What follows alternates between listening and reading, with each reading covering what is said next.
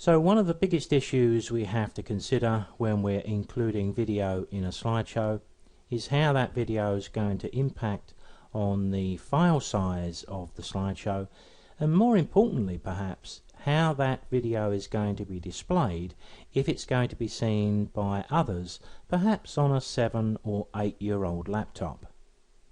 So it's those file size issues that have driven us here to make sure that if we only want 10 seconds of video in our slideshow, then 10 seconds is what we create. And one of the ways I would achieve that is to use a still image as a holding file. Do all of my timings, then I can read off from that one still image that I need 9 seconds, 11 seconds, 12 seconds.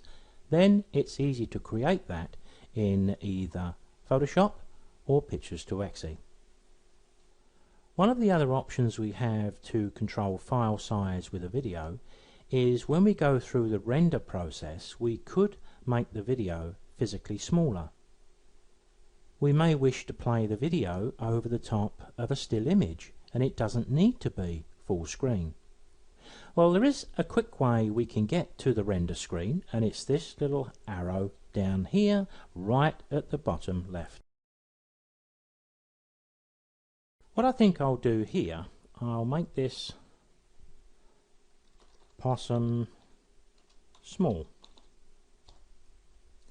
But over here I'm going to halve the file size. So here half of that is going to be 960,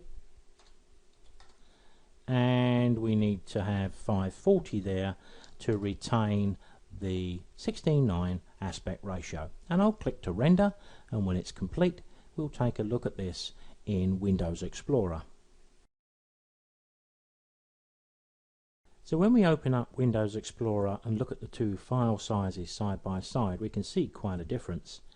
The original Possum at 1920x1080 is virtually 40 megabyte, but the one we selected 960 by 540 half size is only 15.5. And we'll finish by just taking a look at this. I'll just double click and you can see that it's going to play at that sort of size within our slideshow.